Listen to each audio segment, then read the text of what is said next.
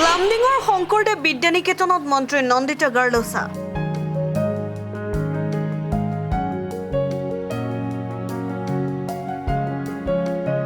25 বছৰ গৰকা লামডিং শংকৰদেৱ বিদ্যানিকেতনত উখল মাখল পৰিৱেশেৰে উদযাপন কৰা হ'ল ৰূপালী জয়ন্তী উৎসৱ। বিদ্যালয়খনৰ শুভদিনটোত উপস্থিত হৈ অসম চৰকাৰৰ শক্তিমন্ত্ৰী নন্দিতা গাৰ্লোছা। লামডিং কৃষ্ণনগৰস্থিত শংকৰদেৱ বিদ্যানিকেতনৰ ৰূপালী জয়ন্তী উৎসৱ উপলক্ষে বিশিষ্ট অতিথি হিচাপে মন্ত্ৰীগৰাকীৰ উপস্থিতিয়ে ছাত্ৰ ছাত্ৰীৰ মাজত উৎসাহ প্ৰদান কৰে।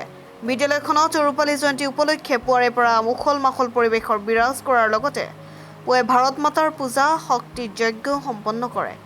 মন্ত্ৰীগৰাকীয়ে বন্তি প্ৰজ্বলনেৰে বিদ্যালয়খনৰ ৰূপালী জয়ন্তীৰ সাংস্কৃতিক অনুষ্ঠানৰ শুভ আৰম্ভণি কৰে।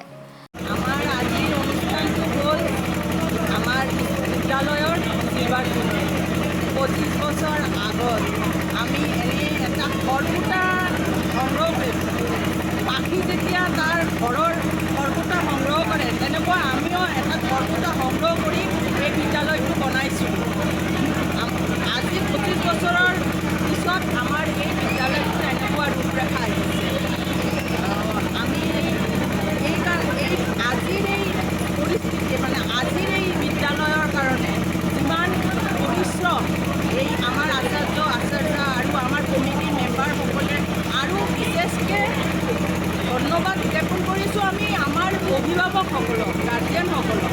সিহঁতে আমাৰ ওপৰত বিশ্বাস কৰি সিহঁতে তেখেতৰ ল'ৰা ছোৱালীক আমাৰ ওচৰত পঠাইছে। তেখেতৰ ল'ৰা ছোৱালীক আমি যিমান আমাৰ ছাত্ৰ আছে আমি তেনেকুৱা কৰি সিহঁতক আগবঢ়াই লৈ গৈছোঁ। আমাৰ অতিথি আহিছে খ্ৰীষ্টিয়ান নন্দিতা গাৰ্লোছা। আৰু আজি অনুষ্ঠান আছে প্ৰথমেতো ভাৰত মাতাৰ পূজা হ'ল, তাৰপৰে যজ্ঞ হ'ল, তাৰপিছত আছে কালচাৰেল অনুষ্ঠান, তাৰপিছত অনুষ্ঠান হ'ব, তাৰপিছত হ'ব ভোজন সামগ্রী আছে খাবো। যেটা 9টার সময় শুরু হয়েছে আমাদের পুজো।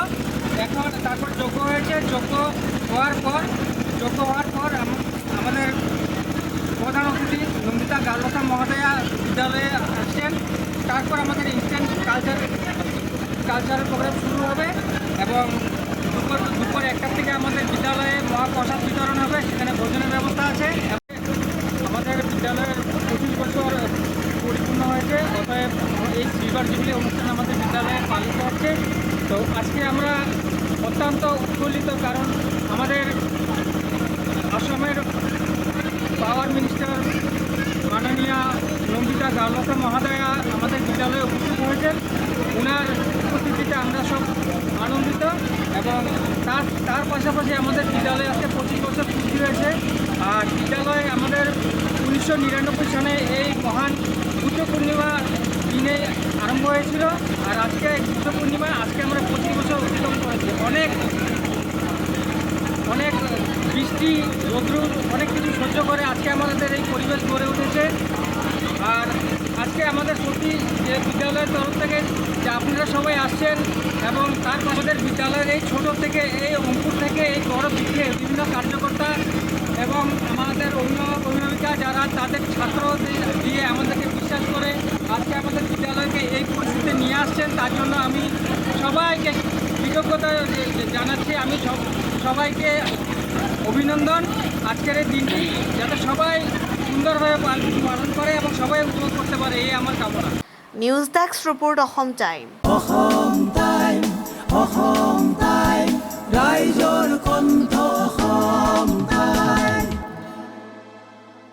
আপোনাৰ প্ৰিয় চহৰ নলবাৰীত নিজাববীয়াকৈ বসবাস কৰাৰ সপোন আছে নেকি? চহৰৰ মাজমজিয়াত মাটি কিনি ঘৰ সাজি লোৱাৰ সমস্যাই দেখা দিছে নেকি? সেই সমস্যা এতিয়া আৰু নাই। চহৰৰ মাজমজিয়াত মাটি নিকিনাকৈ নিজে ঘৰ নসজোৱাকৈ এটা বিলাসী ঘৰৰ গৰাকী হ'ব পাৰিব আপুনি।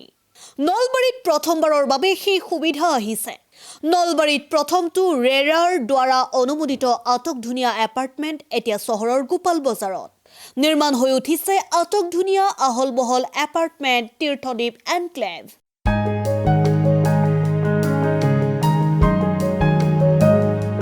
চহৰৰ গোপাল বজাৰৰ DIC পথত নিৰ্মাণ হৈ উঠিছে তীৰ্থদ্বীপ এনক্লেভ এপাৰ্টমেণ্ট।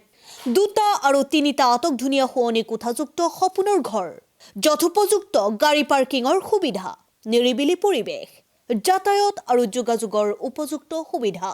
আপোনাৰ সপোনৰ ঘৰখনৰ বাবে ন্যূনতম হাৰত বুকিং চলি আছে। পলম নকৰি এতিয়াই যোগাযোগ কৰক 9706010636 আৰু 9954253864 নম্বৰত।